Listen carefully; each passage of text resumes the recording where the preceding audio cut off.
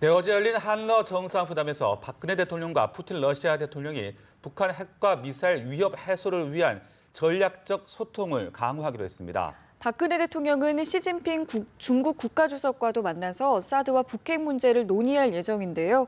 오늘 김열수 성신여대 국제정치전공교수와 함께 관련 내용 살펴보도록 하겠습니다. 안녕하세요. 네, 안녕하십니까. 안녕하세요. 예. 네, 어제 박근혜 대통령과 푸틴 러시아 대통령의 한러 정상회담이 있었습니다. 북한에 대해서 여러 가지 이야기들이 나왔는데 어떤 점 가장 좀 눈여겨보셨습니까? 예, 대통령께서 블라디보스톡에서 열린 동방경제 포럼이죠. 이틀 동안 진행이 되고 그 끝나고 난 뒤에 이제 한국과 러시아 대통령 사이에 정상회담을 했고 그리고 나서 기자간담회를 했잖아요. 거기서 나온 게 이제 여러 가지 얘기들이 있지만 네네. 그래도 가장 결정적인 것은 한국과 러시아는 자칭 북한이 얘기하는 북한 핵 보유국이라고 하는 것을 절대로 인정할 수 없다. 네네. 그것이 아마 핵심일 겁니다. 그렇기 때문에 북한은 앞으로도 이 유엔 안전보장이사회가 결의안을 존중을 하고 추가적인 도발을 절대로 해서는 안 된다. 아마 그것이 가장 핵심적인 거고요. 관심이 많았던 사드 문제라고 하는 것은 사의 시어자도 또 영어로 S자도 양국 정상이 의도적으로 입 밖에 내지 않았다라고 하는 것은 네. 우리가 눈여겨볼 만한 대목이라고 봅니다. 네, 그 푸틴 대통령이 북한에 대해서 북한을 최대한 설득하겠다라고 네. 말을 했거든요. 네.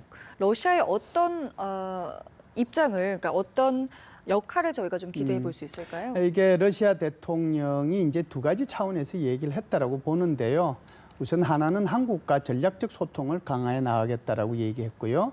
두 번째는 북한과는 다양한 채널이 있으니까 그 다양한 채널을 통해 가지고 북한이 그런 추가적인 도발을 하지 못하도록 노력해 나가겠다라고 하는 것이 핵심이잖아요. 한국과는 전략적 소통을 강화해 나가겠다라고 하는 것은 향후에 북한의 핵 문제, 북한의 추가 도발 문제가 있으면 이것을 한국과도 아주 긴밀히 협력을 해서 이 문제에 대한 대화, 그러니까 전략적 소통이죠. 쉽게 얘기하면 국가 차원이니까요. 네. 그것을 한국과 해 나가겠다라고 약속함과 동시에 북한에 대해서는 사실상 어떻게 보면 북한 입장에서 보면 가장 중요한 동맹국이 아마 중국일 거고 그다음에 러시아일 겁니다. 그런 차원에서 보면 러시아가 중국만큼의 많은 그런 채널을 북한과 가지고 있지는 않지만 그래도 다른 나라보다는 굉장히 많은 채널을 가지고 있다고 봐야죠. 네. 외교적인 채널도 그렇고 군사적인 채널도 그렇고 그리고 이제 이 사업을 하기 위한 다양한 그런 무기와 관련된 채널들도 있을 거고 그러니까 이제 푸틴 대통령이 얘기는 다양한 채널들이 있기 때문에 이런 채널들을 이용을 해서 북한이 추가적인 도발을 하지 못하도록 하고 그리고 이 핵 무기를 가지고 한국을 위협하거나 국제사회를 위협하지 못하도록 그런 일정한 노력을 하겠다라고 하는 것을 우리 대통령한테 약속했다라고 봐야죠. 네, 이렇게 북핵 문제 심각성에 대해서 어느 정도 공감대를 나타낸 것 같은데 네. 아까 앞서 말씀하셨듯이 사드 문제에 대해서는 일절 언급이 없었습니다. 아직 얘기를 좀 꺼내기가 좀 민감할까요? 아니면 입장차가 여전하다고 봐야 될까? 어떻게 보십니까? 저는 이제 입장차가 뭐 심각하다라기보다는 우리 외교가 굉장히 외교적으로 노력을 많이 했다라고 하는데 방점을 두고 싶고요. 사실상 동방경제 포럼이라고 하는 것 자체가 푸틴 대통령의 신동방 정책의 일환으로 추진되고 있는 거거든요. 그래서 한 30개국이 참여를 하긴 했지만 그 30개국 중에서 정상들이 참석한 것은 한국의 박근혜 대통령과 아베 총리가 유일합니다. 그렇기 때문에 가장 공을 들였던 나라가 바로 푸틴 대통령 입장에서 보면 한국의 박근혜 대통령이죠. 그런데 지금 말씀하신 것처럼 한국과 러시아 사이에는 좀 불편한 문제가 있는데 그것이 바로 주한미군의 사드 배치였거든요. 네네. 6월 25일 날 중국과 러시아가 정상회담을 했고요. 그 정상회담을 통해서 공동성명을 발표를 했습니다. 공동성명의 핵심 내용이 주한미군의 사드 배치를 반대하는 거고요. 이러한 공동성명을 유엔으로 보냈습니다. 그래서 유엔의 안전보장이사회와 총회가 이것을 회람할 수 있도록 해달라고 할 정도로 한국의 주한미군 사드 배치에 대해서는 반대 입장을 가지고 있었거든요. 그럼에도 불구하고 이 동방경제포럼의 성공과 신동방 정책의 성공을 위해서는 한국의 협력이 누구보다도 필요하다는 것을 인식한 푸틴 대통령이 어느 정도 이 부분을 양보했다라고 볼 수가 있죠. 왜 그러냐 하면 한국의 협조 없이는 신동방 정책이라는 것 자체가 굉장히 난관이 부딪힐 수 있거든요. 중국하고 협력을 강화하다 보면 러시아 경제가 중국에 종속될 수 있잖아요. 일본과의 협력을 강화하다가 보면 지금 소위 말해서 북방 4개 영토, 쿠릴 열도라고 하잖아요. 그 영토 문제가 또 있거든요. 그래서 러시아 입장에서 보면 한국이 굉장히 중요하죠. 네. 그런 차원에서 보면 이 한국 대통령을 초청하고 정상회담을 했다라고 발표하는 것 자체가 사드 문제에 대해서는 일정 부분 양보하겠다는 뜻이 이미 들어가 있었다라고 봐야죠. 그렇기 때문에 우리 대통령께서는 블라디보스톡을 방문하기 전에 만일에 북핵 문제가 해결되면 사드 배치는 불필요하다라고 하는 것을 운을 띄워주셨고요. 그래서 푸틴 대통령도 회담 내내 이 부분에 대해서는 단 한마디도 말씀을 하지 않은 것은 그만큼 한국 측을 배려했다라고 보고요. 마지막으로 한마디 더 말씀드리고 싶은 것은 이런 세션을 통해 가지고 대통령께서는 우리가 얼마나 다른 나라하고 다른 입장이 있는가를 설득을 해왔습니다. 그렇기 때문에 예를 들어서 북한이 지금 5차 핵실험을 통해서 한국을 위협하고 있고요. 그리고 선제 핵공격을 하겠다고 이렇게 위협하고 있는데 사실은 북한에서 미사일을 쏘게 되면 수분 내에 한국 땅에 떨어진다. 그렇기 때문에 한국에 있어서 북한의 핵미사일 문제는 죽고 사는 문제지 먹고 사는 문제가 아니다라고 하는 것을 확실히 말씀을 드렸거든요. 그래서 이것을 이해 못한다라고 하면 그것이 어느 나라의 국가 지도자든지 간에 지도자라고 할 수가 없죠. 물론 러시아는 러시아 입장에서 다른 국가 이익이 있을 겁니다. 그럼에도 불구하고 이번에 대통령께서 말씀하신 것에 대해서 일정 부분 푸틴 대통령이 양보했다 이렇게 볼 수 있습니다. 네. 자, 그리고 박근혜 대통령은 이제 내일 오전이죠. 시진핑 국가주석과 정상회담을 갖게 되는데 어떤 계기가 될 거라고 보세요? 네, 이번에 이제 시진핑 주석하고도 이제 만나게 되는 것은 결국은 핵심적인 것은 북한 핵 문제하고 사드 문제가 될 겁니다. 네. 어떻게 보면 푸틴 대통령과의 어떤 그 회담의 그 재판이라고 할까요? 복사판이라고 할까요? 그것이 저는 이제 이어질 것이라고 보는데요. 우리가 보도를 통해서 이제 잘 아시는 바와 같이 중국이 항저우에 사는 G20이라고 하는 회의는 국가 정상들만 20개 국가가 오는데요. 그거 말고도 중국이 따로 초청한 국가들 수반이 한 7개 국가가 오고요. 그리고 세계 그 국제기구의 수장들이 또 몇 명이 오거든요. 그러면은 한 이틀 동안에 하는 G20 회의에 한 30여 개의 그 수장들이 와서 그걸 면담을 하려고 그러면 어떻게 다 면담이 되겠습니까? 그래서 중국의 입장에서는 최초에 한국과의 사드 문제가 좀 껄끄러운 문제도 있고 그래서 한국 정상과 소위 말해서 우리나라의 대통령과 정상회담은 고려를 안 했습니다.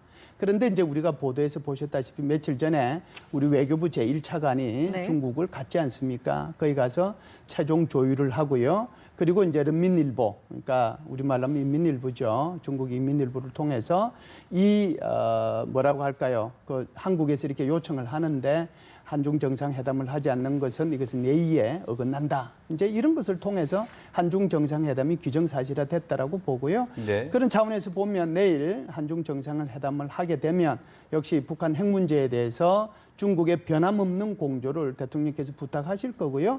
사드 문제에 대해서 사드라는 말은 안 해도 이것을 빙빙 둘러서 왜 우리가 그럴 수밖에 없고 또 만일 북한 핵 문제가 해결이 되면 사드 배치는 불필요하다는 것도 말씀을 드릴 거고요.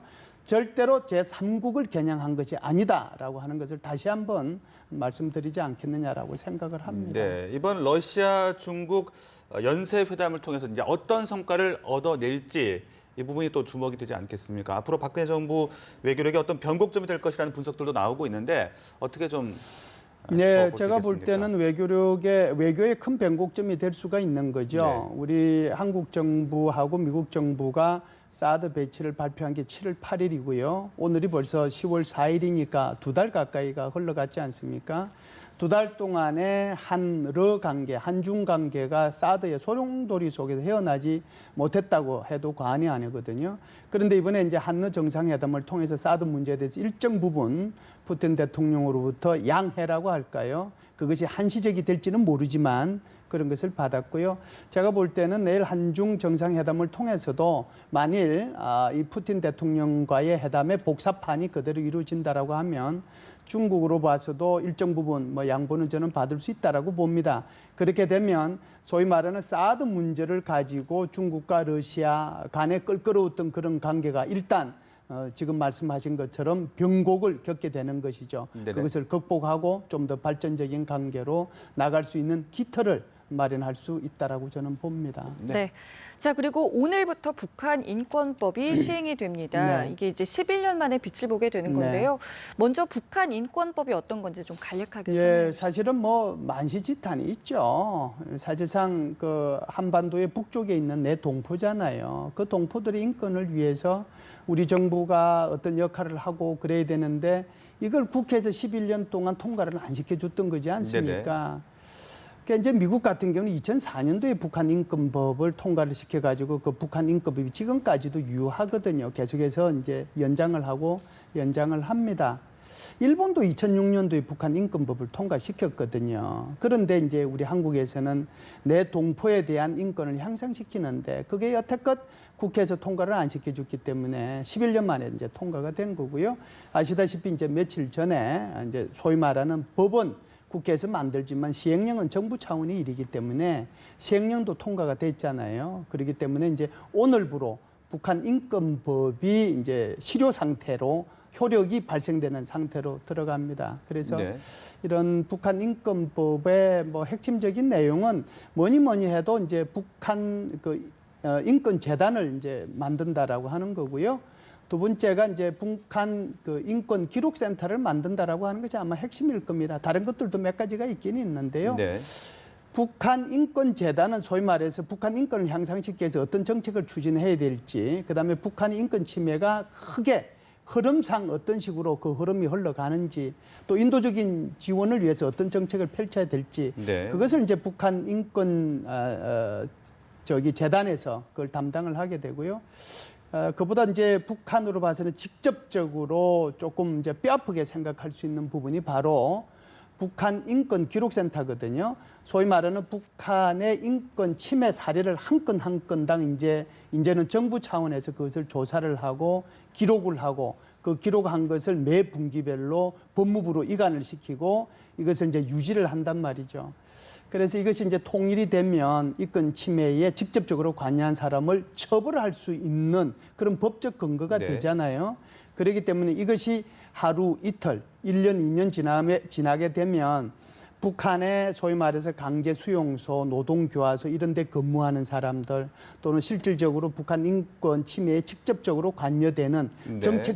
정책적이든 물리적이든 관여되던 사람들이 한국 인권법에 대해서 이야기되면서 굉장히 행동에 조심을 아마 하게 될 겁니다. 왜 그러냐면 통일이 되면 자기는 법적 처벌을 받을 수 있기 때문에 그러거든요. 네. 그렇기 때문에 이것이 굉장히 큰 의미를 가진 그런 북한 인권법이다라고 네. 저는 봅니다. 이 북한의 인권 문제를 또 최고 존엄에 대한 모독으로 네. 간주를 하고 예민하게 반응을 해 오지 네. 않았습니까? 예. 그런 만큼 앞으로의 남북 관계도 어떤 변화가 있지 않을까 전망들이 나오고 있는데요. 예. 남북 관계의 변화 자체는 정책적으로는 뭐 큰 문제는 없을 것 같고요. 왜 그러냐면 대통령께서도 이번에 러시아에 가서 말씀하신 것은 지금은 북한과 대화할 국면이 아니고 북한이 핵무기를 포기할 수 있도록 제재와 압박을 할 그런 단계지 대화할 단계는 아니다. 그렇기 때문에 대북 정책의 변화는 있으리라고 보지는 좀 힘들고요. 네네. 대신에 대북 인권 정책은 당연히 변하죠. 왜 그러냐면 그전에는 정부가 좀 전에 말씀드렸다시피 어떤 대북 인권에 대한 정책을 만들고 또는 그런 기록을 정부 차원에서 하고 싶고 남기고 나중에 미래를 위해서 그걸 계속 쌓아두고 싶어도 법적인 근거가 하나도 없었잖아요. 그렇기 때문에 그걸 하나도 못했거든요. 이제는 법적으로 그걸 할 수 있도록 만들어줬기 때문에 네. 대북 인권에 대해서 완전히 정책이 이제는 수립을 할 수 있고 바꿀 수 있는 그런 계기가 되는 거죠. 이거 자체가 북한에 주는 의미가 굉장히 아마 클 겁니다. 알겠습니다. 지금까지 김열수 성신여대 국제정치전공 교수와 함께 이야기 나눠봤습니다. 오늘 말씀 고맙습니다. 맞습니다. 감사합니다.